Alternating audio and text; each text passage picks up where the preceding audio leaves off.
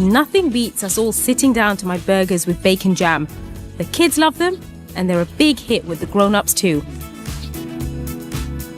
I've got a recipe for a really good bacon jam that works so well in a burger, in toast, crumpets. But in a burger, it is, oh. Start by frying chopped garlic and onion. Now, I don't eat bacon, but thank the Lord someone found an alternative. And this stuff looks like bacon, and I think it might even taste a little bit like bacon. So this is turkey bacon. But of course, you can use the real stuff if you like. For heat, throw in some chili flakes. So now, this is kind of more like the jam bit. I've got some brown sugar in a jug, and then to that, I'm going to add a tablespoon of instant coffee granules. It seems like such an unusual thing to do. Something about the coffee brings out that smokiness of the bacon, which really works. And I tried it without the coffee, not so good. Pour in 125 ml of hot water. That is the strongest thing you'll ever drink. Just to finish off my jam, I'm going to add some vinegar and then some maple syrup. And maple and bacon, that's a really classic combination. And I'm going to let that cook down on a gentle heat for about an hour. While that cooks down, I can get on with the burger patties. Start by adding 1 tablespoon of garlic granules to a kilogram of beef mince. Then a teaspoon of onion salt. And then lots and lots and lots of black pepper. At least like a teaspoon's worth. So I'm going to get my hands straight in and give that a really good mix. I feel so fortunate that I can say every time we get together as a family feels like an occasion, but always made better with burgers, of course. They'll need around 5 minutes each side to get them nice and crispy on the outside and juicy on the inside. Yeah, look at that. Look at that, you can see all those crispy bits. Oh. Burger needs a good slab of cheese, and this is smoked cheese. And this stuff is great because it kind of complements the already smoky bacon. Melts, cheese, melts. Right, now, the other little bit that I like on our burgers is a runny egg. Imagine you've got like beef, and then you've got cheese, and you've got bacon jam, and a runny egg. Oh, runny egg is the way.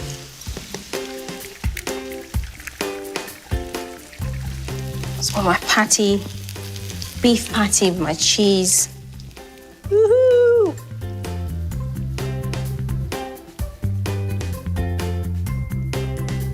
Everything is in that burger. It's sweet, it's salty, it's tangy, it's a little bit sour. But I don't like doing things by halves. If I'm gonna have a filthy burger, it's gonna be the filthiest I've ever had. Oh, look at that ooze. It should be so big that it doesn't fit in my mouth.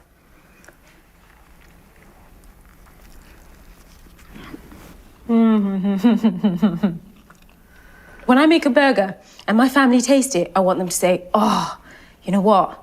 That is the best burger I have ever had. And though I may say it myself, it is.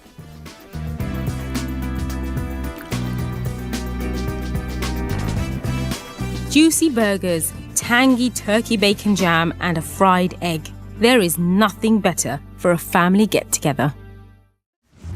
This meaty pie keeps us going on a long day out.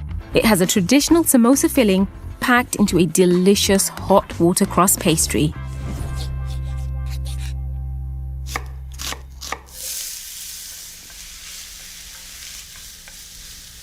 Twice a year, during the celebrations, we always go to my mum's, and in total, I think we've made easily 3,000 samosas in one sitting. So my mum makes a massive pot of the filling, and then me and my 3 sisters will sit down and we have like a production line. So we all have our own roles, but 3,000 samosas.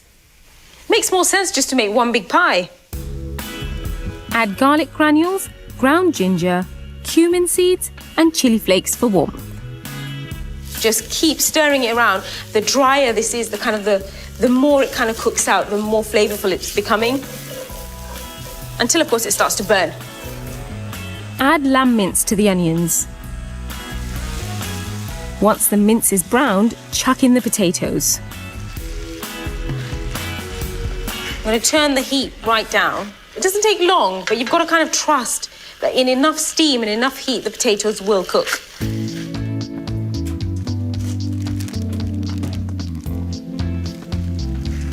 Frozen peas are perfect for this dish. There's a little bit of excess moisture in here. So, just to kind of combat that, I've got 2 tablespoons of corn flour and then a splash of water. I love the magic of corn flour. Like, as soon as I've added that, it's kind of, everything's just gone, and like no moisture left, which means hopefully I won't get a leaky pie. When it's cooked, stir in fresh coriander and leave to cool while you make the pastry.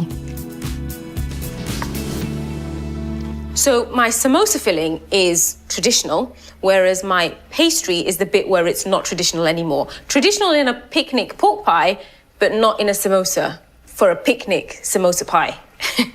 You with me? It'll work. For the pastry, melt 65 grams of vegetable fat into hot water.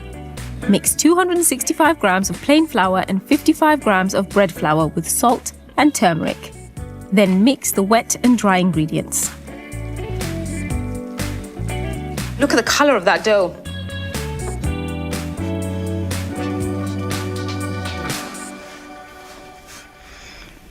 So roll the pastry out to kind of like a rough sausage. What's really important with this pastry is that you have to work with it straight away while it's still warm. The colder it gets, the more brittle it becomes. You can still use it. I mean, I've learned a way of, if it gets cold, zap it in the microwave and it'll warm it up. Fine.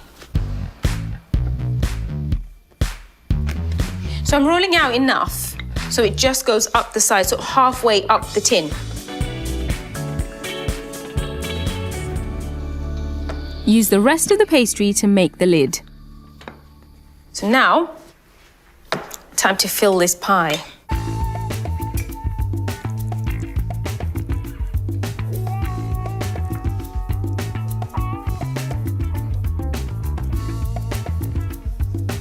Brush the edge of the pastry with beaten egg and put the lid on. Make sure you press down firmly on the mixture. Crimp the edges however you like. There are no rules. Make a slit in the top to let the steam escape as it cooks. There's that kind of proud moment when once you've done the filling and then you've done the pastry case and then just like that last little finish of egg wash. I feel like a proud mother. I could just glaze this all day. Bake for an hour at 200 degrees.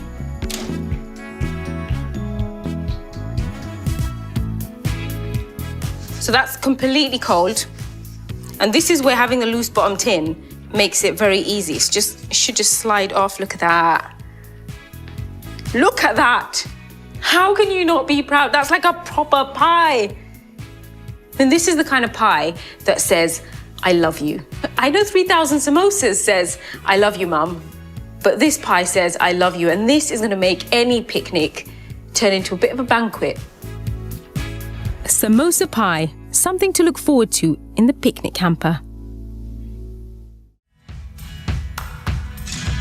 We are a family of chip lovers, so I'm always looking for new ways to reinvent them, and this is our new favourite, Furikake Fries. There are all kinds of chips out there, but these are really special. Perfect for when you have something to celebrate with family, and trust me, they won't stay on the plate for long. So I'm going to put the potato in the water. You can see where the water's gone really cloudy. That's all the starch coming off the potato. And that means the crispier your fries are going to be. After a few minutes sitting in the water, drain them and use a tea towel to dry them off. So I'm going to leave those to dry. For the sticky bit, I mix together 2 tablespoons of honey and fish sauce for a salty hit. and then a tablespoon of oyster sauce. And now for the sprinkly bit. Oh, this bit, it took me so long to get this bit right, but I've done it for you, I've done it just for you. These are like seaweed sheets. If you've ever had sushi before, these are the kind of sheets that you'd see kind of wrapped around your sushi. Just rip them up and drop them into a food processor. Doesn't feel like cooking, it feels a little bit like I'm doing arts and crafts. Then add 6 tablespoons of garlic granules, chili flakes, and white and black sesame seeds for a bit of zing and colour. Look at that, just that. How can that not make you happy? It'll just take around 3 minutes for each batch of chips to be a crispy golden brown. So these are ready to come out. Look at that.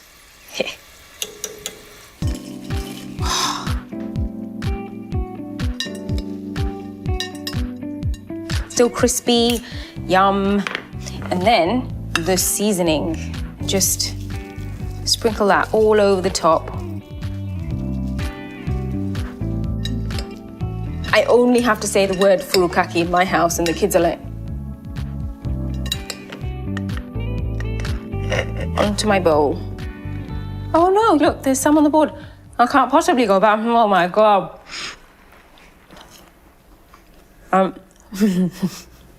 If there's one thing I love, it's Furikake Fries and my kids.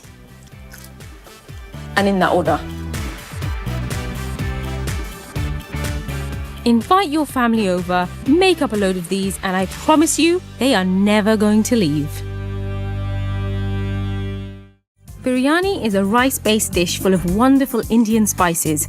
Make it in advance and just heat it up when you get home to top off a great day.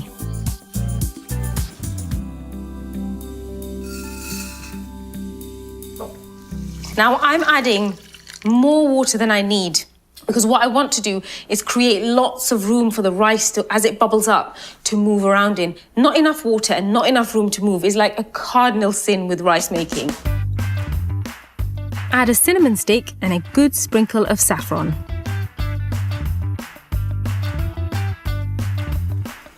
So you can see as soon as the saffron hits the water and it starts to heat up, it goes a lovely yellow. So while that rice cooks, I'm going to get started on the sauce. Right, get that on a high heat, and then we're going to add some butter. The secret to my biryani is to use a lot less fat and oil than a traditional recipe to keep it fresh and light. Start by browning garlic in hot butter, then cook onions till they're soft. So you have to kind of keep an eye on both. Make sure, Myra, look at that colour, it's like liquid gold. So you can see it's kind of cooked, but there are white bits still left in the centre, which means that I need to take that off right now. Right, let's go and drain that quickly. That's my rice done. For the rest of the sauce, add lemon juice, finely chopped rind, chilli, turmeric, and Indian 5-spice, which is a blend of fenugreek, cumin, brown mustard, fennel, and nigella seeds. Some clever clogs came up with this blend, and I love it. Right, now that's it. Now for my prawns. For something like this, I like to use uncooked prawns because as they cook, they kind of release a bit of moisture, but they also got that lovely flavour, so I like using raw prawns. I'm just kind of cooking the prawns till they're just very slightly pink, and then I'm going to turn the heat off because they're going to have another cook. When I layer the biryani, they'll cook, they'll steam in their own juices. With the prawns coated in the spicy sauce, add fresh parsley. So I've got my rice cooked, drained, prawns cooked, ready to go. All I've got to do is layer. To get my biryani lovely and crispy, I coat my pot in olive oil first. Add half the rice, then layer on the spicy prawns, finishing off with the rest of the rice. I mean, look at that. That's gorgeous and yellow, and that's just from the saffron. And if you could smell it, you'd smell that cinnamon. I mean, and there's no food colouring, no food dye in sight. I mean, it looks like a pot of yellow rice right now, but you and I both know what's happening down here. So whack it on high heat for 5 minutes, and what this is going to do is, as soon as it hits that high heat, it's going to create this crust around the bottom, around the edge, and then as soon as you've done that for 5 minutes, turn it down. Now, there are loads of ways of serving biryani, and the way I like to do it is to tip it up onto a plate and mix it all round. I'm going to take the lid off. Look at that. You can see where all the rice is steamed in the middle, and then you've got that kind of like the drier bits, the crispier bits of rice around the edge. I'm gonna get my dish, pop that on top, say a little prayer. Okay, I'm stuck. I'm really stuck. I'm just being a total wimp. I am my dad's daughter, and I will turn this pot round. Oh, I got it. Woo, okay.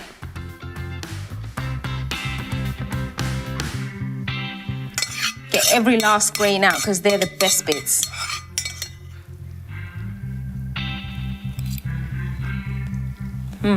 Look at that. You've got those deliciously lemony scented prawns, you've got the saffron rice, and you can still smell that cinnamon all in one pot. I mean, are you really going to order another biryani ever again? I hope not, because that is one wicked way to be welcomed home. Prawn saffron biryani. If you make this in advance, all you have to do when you come home is heat it up. You can have it on the table before the kids get their coats off. So this is my vegetarian jollof pilau with salted cucumber, inspired by my first ever taste. So the first thing I want to do is make up my spice mix, and I always make enough so I've got loads, so I can use it on chicken and fish, I can use it on lots of different things. Throw in a load of chili flakes, some garlic granules, ground ginger, dried thyme. And then cinnamon, lots of cinnamon. Woo! Then some nutmeg, dried coriander, and ground black pepper. And a good pinch of salt. Give it a shake. Now, before I even start my rice, I'm gonna soak my rice. So I've got basmati rice, and I like basmati rice because it's long grains and it's a really great one in a pilau. Soaking it in water will help it cook quicker. While it soaks, I can make the salad to accompany the pilau. Chop a cucumber into thin slices. Then add some sliced red onion and a good helping of rock salt. And I promise you, that's not like an over-seasoned salad. I will be washing all this salt off. What the salt is doing, it's drawing out the moisture from the cucumber, from the onion, kind of taking away the zing from the onion. So it'll season it, but it'll soften it at the same time. Next is the base to the pilau. And of course, that means chopped onions and oil. Season it. Once the onions are a golden brown, they are ready. Then, as this is a vegetarian dish, I'm adding some veggie meat. It's great to bulk it out. And at the same time, it kind of absorbs all that flavour. Now add around 4 tablespoons of the spicy jollof seasoning. So my little pieces are coated in that spice. And now all I have to do is drain off my rice. We have this thing at home when we're making pilau. Who can tip the bowl the furthest without the rice falling out? No. Look, that's almost upright. There's nobody here to see me win this race. See that? Expert. I have to get every grain out. I can hear my mum's voice. Just say, your granddad works so hard to grow rice. Don't you dare waste a grain. Pour in boiling water until it's around 2 centimeters above the rice. Right now, turn the heat up. Now stir. You want to evaporate that water really quickly. It makes me really proud to say that my granddad was a rice farmer. He makes lots of people happy. As soon as it starts to thicken up and you have what looks like the makings of a pilau, Turn it down completely to the lowest possible setting. Say goodnight. Don't look at it, just leave it. Trust that it will take 15 minutes to just steam up and you will have perfect pilau. Now rinse off the salad and serve. It's ready. It is perfect just the way it is. Just serve it just like that alongside that salty, crunchy salad. And that is a pilau even my mum would be proud of. If you're looking for a veggie rice dish for family guests, look no further than this pilau. They won't be disappointed. Kati rolls are traditionally made with flatbread and filled with spicy grilled meats. But we love them with spinach and paneer. Delicious. Start with 2 eggs seasoned with a pinch of salt. Just give them a whisk. And it's really important to do them on a really flat plate, so you've got lots of room. Coat the tortillas in the egg mixture. And this is like any eggy bread. You know, the longer you leave it in the egg, the kind of gooier it becomes. So while I leave my tortillas to absorb all that egginess, I'm going to make my filling. Cut a block of paneer into 1 centimetre cubes. And if you want to make a really good spinach and paneer, don't forget this bit. This is so important, to fry the cheese off. If you can't find paneer, you could use chopped up halloumi as an alternative. So I'm going to leave that to fry for a few more minutes and then I'm going to get started on my spinach. Pop 150 grams of spinach in a blender with 150 ml of water. Then blitz.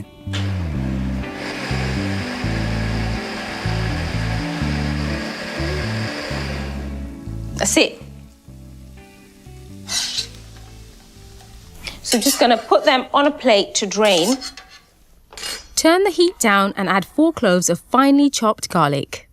So I've whacked the garlic in the same pan. No need to use 2 pans. Anywhere where I can save up on washing up, I'm a happy girl. Whenever you buy street food in Bangladesh, there's no such thing as one person doing everything. There's a guy with the samosas, there's a guy with the pakoras, there's a guy with the kati rolls. And so everyone is really good at what they do. So you know when you go pick up a kati roll, you know it's going to be the best. For depth of flavour, add 1 teaspoon of cumin seeds and half a teaspoon of chilli flakes. And pour in the spinach. Straight in. Look at the colour on that. Just going to season it. So I can see already it's reducing really quickly. It does not take long at all. Stir the paneer into the spinach. Leave to simmer, and now it's time to fry the tortilla. My tortilla has soaked up all that egg. That's going to be yummy. Cook the tortillas until golden. The first one is always for me. There you go. Check this out. And that's what I love about a kati roll. You got gooey and crispy and soft all at the same time. I'm going to take that out quickly. Now for the paneer. Look at that.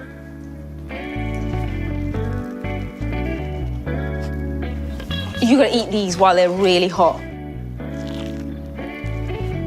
Crispy, eggy tortilla with cubes of creamy paneer coated in that gorgeous garlicky spinach.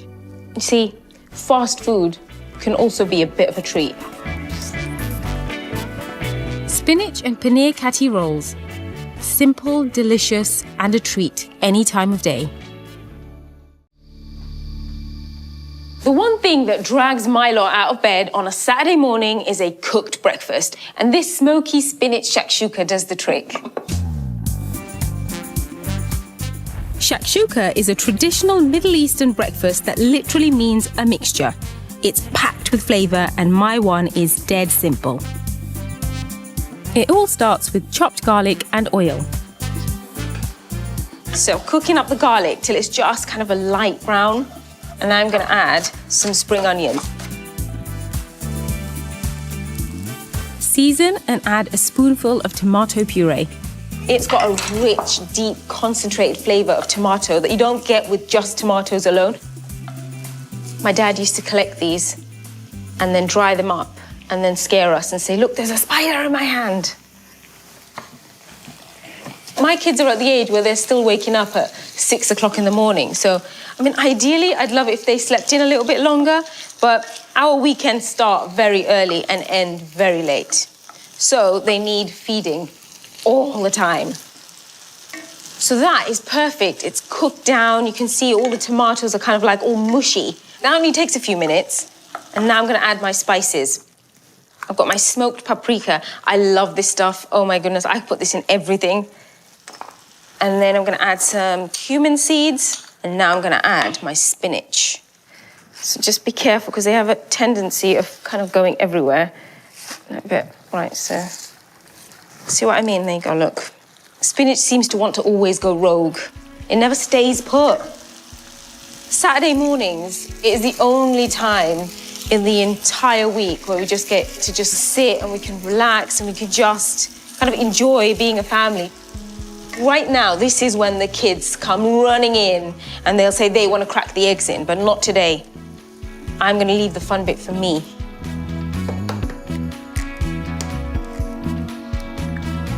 And I just pop the lid on. It'll just take a few minutes for the whites of the eggs to poach. It's the perfect moment to toast some bread.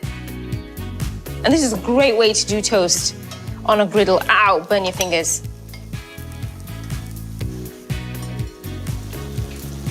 And look at that, that's got like rich, smoky spinach sauce around the outside, and the egg whites have just cooked, just poached, but the yolks I can see are still runny, and that is perfect. And then just to finish it off, I like to add just a sprinkling of chili flakes. This is such a good way to start our morning, making sure that it's given us enough fuel for the rest of the day. Smoky spinach shakshuka, the perfect start to a wind-down weekend. I love having a freezer full of homemade savoury snacks, and this is a really good recipe. You can make it in advance, make loads and stick them in the freezer and just pop them in the oven when you're ready to eat them. This is my not prawn toast. My delicious not prawn toast is a simple but impressive snack. It's called not prawn toast because I use chicken instead. You have to trust me on this one. So the first thing I'm going to do, I've got some chicken breast and I'm going to stick that straight into a food processor. I've got 450 grams here, and you could use chicken mince instead if you like. That's fine. Yeah, that's fine. Next, crack in 1 egg, add a clove of garlic, a teaspoon of chili flakes, the same of ground coriander, and some fresh coriander. And then I'm going to add a good pinch of salt, blitz. Whenever I order Chinese takeaway, got to order prawn toast. I tried to make it once, so I ordered just a little small punnet of prawns, and I made maybe 2 bits of bread. Prawns are really expensive, and I've got 3 kids, I've got a husband, I've got a family. I mean, like, when we get together, there's 24 of us. That's really expensive, that breaks the bank. So I thought, you know what, I've got to find an alternative. And chicken, I mean, if you blitz it enough and you don't tell anyone, you could almost get away with it being prawn. But it's not, it's chicken, it's cheaper.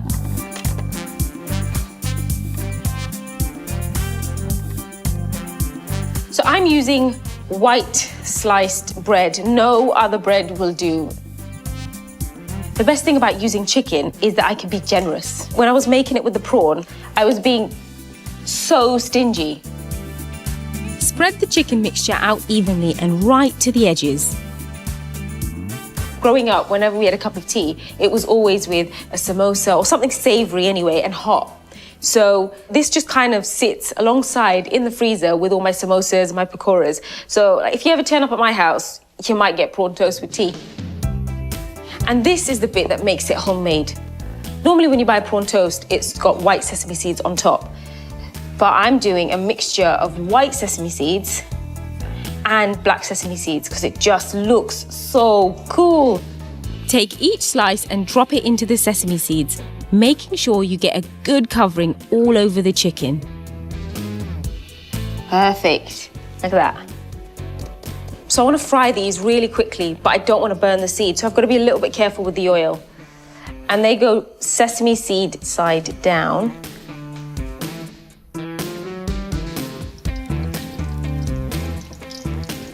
Oh my God, there's something about fried bread that makes me very happy. The hardest bit now is making this and try and get any of it in the freezer, because once that's out, I've got to eat some of this. It'll only take a few minutes for the chicken to cook through. Then flip the toast over. It's literally just like a minute on that side. And that'll soak up a little bit of the oil, not a lot of it. Perfect, they're done.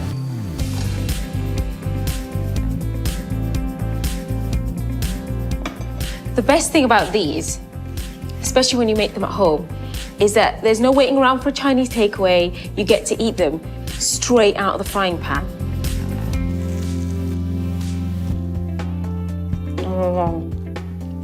Crispy fried bread, lightly spiced chicken, not prawn, and that nutty sesame seed on top. That is so much better than a Chinese takeaway. Now all I've got left to do is fry the rest of them for the rest of the week. They're easy to make and can be heated up from frozen in minutes. The perfect quick snack for those full-on days.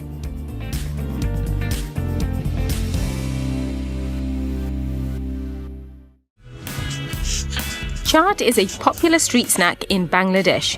It's crunchy, sweet, tangy, spicy, and totally delicious. Just what's needed when there are extra mouths to feed.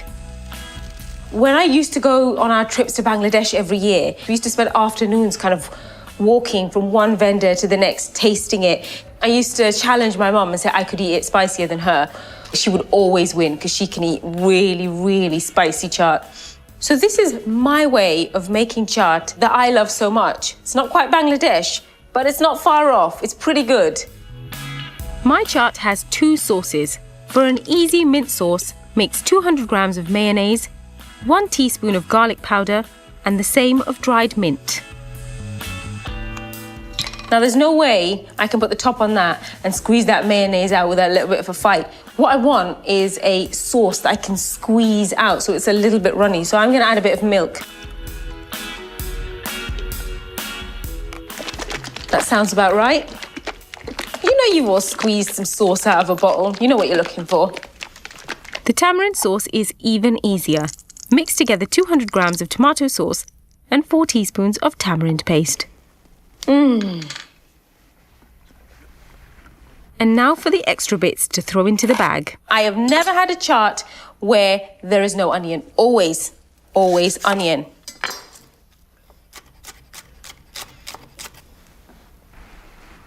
I mean, I don't like super spicy food. This is why something like this works perfectly for me, because if I ask my husband to make mine, it will blow my head off. The coriander, the chilies, the onions, they all feel very traditional. Just to make it a little bit different, I've got some roasted salted peanuts and I've got some crispy fried onions. That is the making of my chaat. That's it. All I have to do now is actually show you how I make it. I like to use tortilla chips, which are my kids' favourite. It's the fun bit. Makes me feel like a street vendor. What would you like, sir? Throw in all the toppings. Love coriander. And finish with loads of sauce.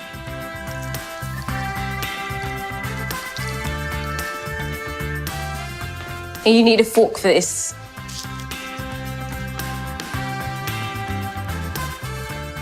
Just when you thought crisps couldn't get any better, they just did. My chaat in a bag, a favourite with everyone.